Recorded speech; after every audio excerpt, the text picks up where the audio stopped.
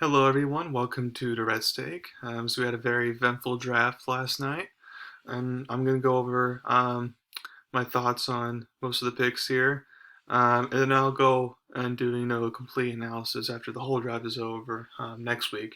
But for right now, here are my first round analysis. Jacksonville, they took Trevor Lawrence expected. New York Jets, they took Zach Wilson expected. Um, San Francisco. Now this was the interesting pick here. So originally, no, it's like I had Trey Lance, and then you remember my last mock draft, last moment, I decided to change into Mac Jones. Based off comments that Kyle Shanahan made at a press conference. But I mean, according to the reports of recent, you can just tell it's just like the fans were happy about Mac Jones, like John Lynch happy about Mac Jones. It's just like Kyle got persuaded to do Trey Lance instead, which is good for Trey Lance to be in that situation. Um, and then Atlanta takes, Kyle Pitts forward as expected. I mean, yeah, they could have traded down, get a good defensive player because that's what they really need. But I mean, Kyle Pitts is a good tight end. Cincinnati. I mean, I thought they were going to go like offensive tackle and Sewell, but Jamar Chase does not surprise me at all because that was rumored about.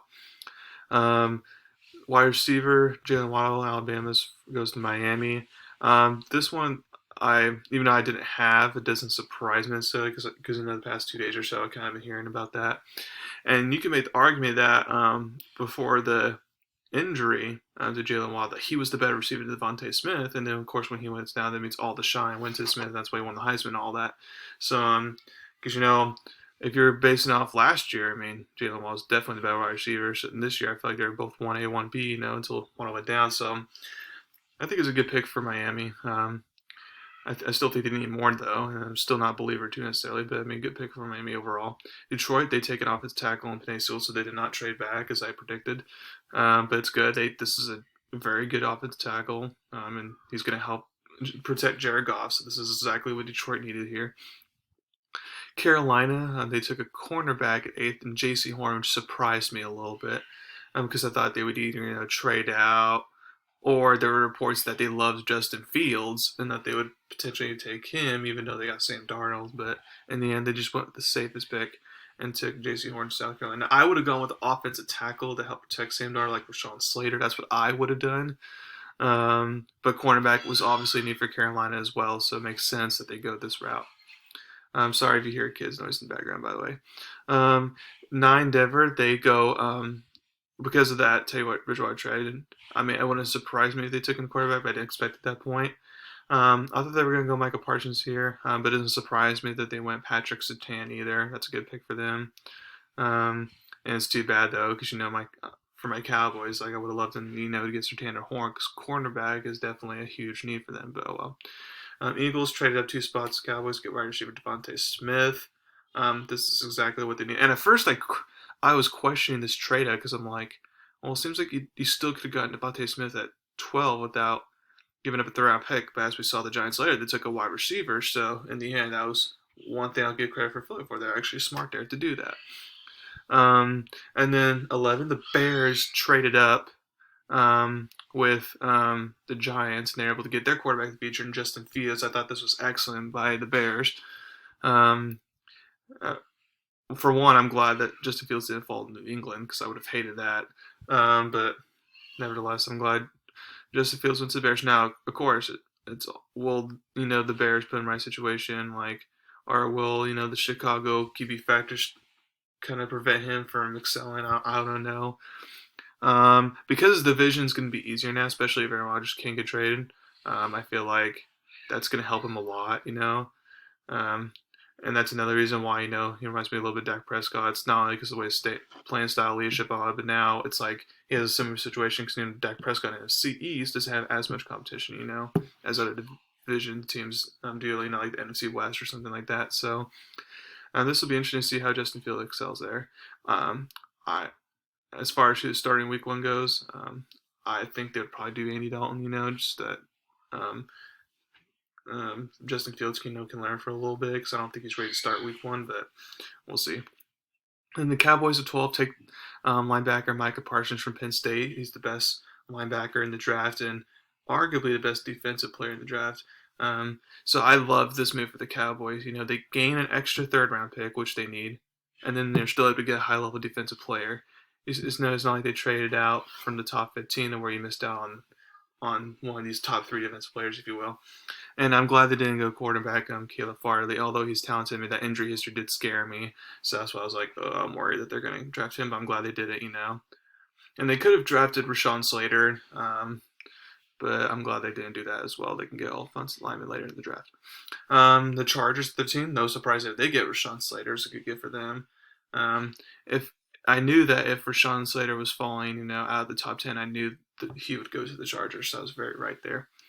The Jets traded up with Minnesota to get offensive guard Elijah Vera Tucker from USC. I love this move for the Jets. You need protection for Zach Wilson. And this is the best guard in the draft and one of the best offensive linemen in the draft. This is a huge need. So now you at least got the left side of the offensive line figured out for Zach Wilson. And then, of course, with the rest of the draft, you'll see how you do on picking up more offensive linemen and see if they can contribute or not. But I love this move. Now, giving up 2 third-rounders, and I forgot what else. Maybe the 4th rounder. Like, it's a little steep, like, because they had 2 third-round picks. So you give up both of them. So it's like after the 2nd-round pick at 34, I don't think they have anything, until the 4th round. So that's going to be a while. But again, it's like to move up, from 9 spots. I mean, to go and give up 2 third rounds, it's a little bit steep, but again, like, it's worth it. And it's not like you had to give up, your 2nd rounder or your 1st rounder type of thing for next year. So I like that. New England gets quarterback Mac Jones. This is what I predicted all along. If Mac Jones was not going to go to San Francisco, the only other team that would pick him up is New England, and sure enough, that's what happened. If he could become that next Matt Ryan Gray, I mean, I still don't see him, elevating the team to Super Bowls or anything like that. I mean, he's going to get good coaching and a good culture and all that's going to be good for him, so he can potentially be in the playoff mix every year. But other than that, I just don't see any other highs with him, if you will. Arizona 16, they go linebacker Xavier Collins from Tulsa. Now, this is surprising because I didn't think, Xavier Collins was a top 20 pick. I thought he was late 1st round. But it's a risk for Arizona, to overdraft player. But I mean, I like Xavier Collins. I saw a little bit of his game last year, and I liked him. And linebacker was definitely a need for Arizona. So now you got him, and then if Simmons, who they drafted last year, can improve together, that's going to be a good linebacking duo. Las Vegas at 17, they take offensive tackle Alex Leatherwood from Alabama. Now this was like a shocker because I mean, I had Alex Leatherwood my 1st round, but I only thought the only team that would do that, take him the 1st round, was in Miami because Tua could be like, hey, I want him protecting me type of thing. Since I know he can protect, like, that's the only. Other than that, I thought he was more of an early 2nd round type of guy. So this is surprising he went this high. And of course, it's Vegas. Vegas makes these random weird picks mostly every single year. So once again, the GM there, Mayock, kind of screws the pooch there. We'll see how it turns out. Offensive tackle is definitely. I would have gone, the cornerback or safety because their defense was that horrible last year. But I mean, since they let go 3 offensive linemen, I mean, this is why they had to overreach for one in the 1st round. 18 Miami, they get defensive Jalen Phillips from Miami. This is going to be their kind of guys to replace Kyle Van Noy, if you will, who they just let go this past season. If I were them, I would have got, an offensive tackle like Darius Saw or something to help protect Tua. That's what I would have done because Phillips is a little bit of a risk in the medical history and all that, but we'll see if it works out. Washington 19, linebacker Jamin Davis from Kentucky. I knew if they weren't going to go tackle, they were going to go linebacker. I would have gone tackle here, but this is not my second. He's probably like my 3rd or 4th best linebacker, not even my 2nd best. So we'll kind of see how that plays out. I mean, I think he's good. We'll see how it goes.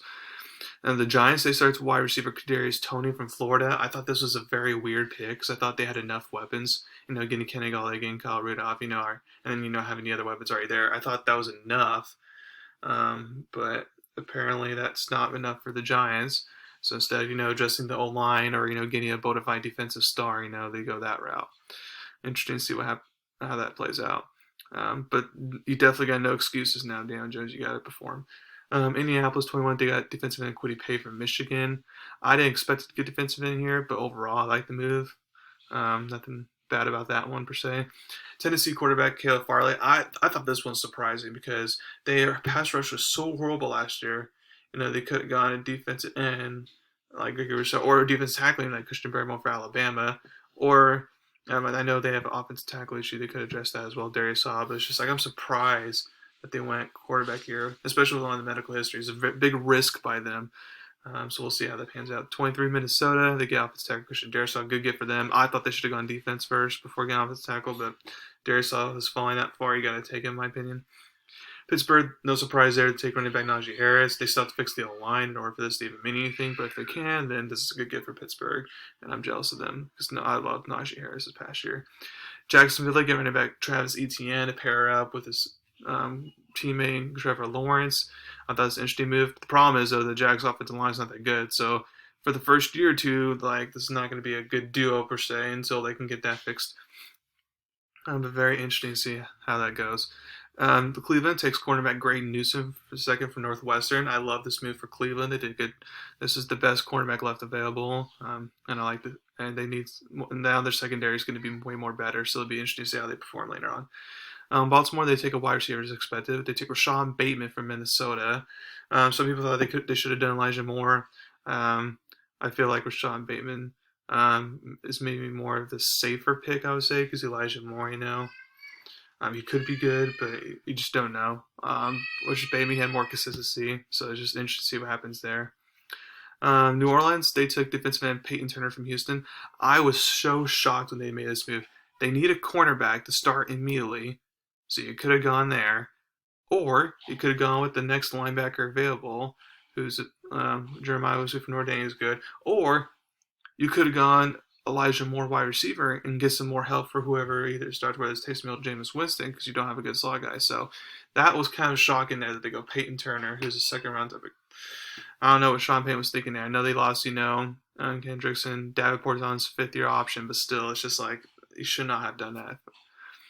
Green Bay, they go cornerback Eric Stokes from Georgia. I think Jordan Campbell from Georgia, the cornerback there, is a better one than Stokes, but he's fast, it's interesting. And they needed a cornerback, so Green Bay made the right choice here as far as picking a cornerback specifically. Even though Aaron Rodgers is happy, you could have taken a wide receiver like Elijah Moore here. That would have been awesome, but I don't think that would have changed Rodgers' mind necessarily. Buffalo, they take defensive end Gregory Rousseau from Miami. A risky move there, but they needed defensive end help, so we'll see if that pans out for them. Baltimore, they take linebacker Jason Owa from Penn State. I thought that was interesting. I thought they should have gotten, the Oklahoma State tackle, or something like that. To help replace Orlando Brown that they just traded away. But, if he works out, then it's fine. But if not, then that was a risky move there. And in Tampa Bay, they take linebacker Joy Tryon from Washington. I thought that was a weird, questionable move.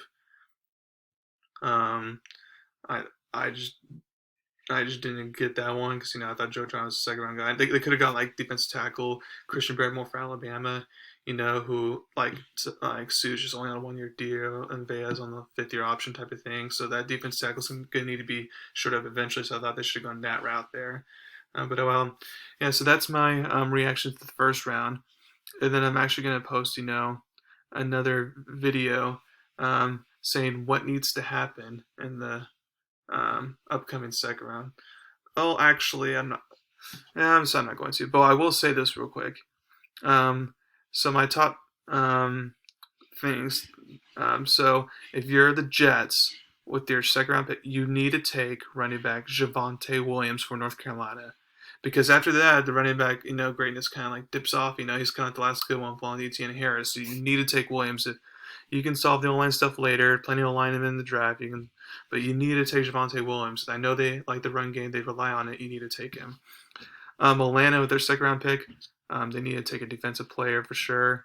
Dallas Cowboys need to draft a cornerback. Baltimore needs to get an O-lineman. Tennessee needs to get a defensive end. Let's see. Cincinnati needs to get offensive lineman. And then other than that, we'll see what happens there. It's going to be exciting second, third round because there's still a lot of good players on the board. My top 10 available, is all good players, So we'll kind of see what happens here. Thank you very much for listening to my podcast today. Please subscribe to my channel, tell everyone about me. Thank you very much, and y'all have a wonderful draft weekend. Thank you.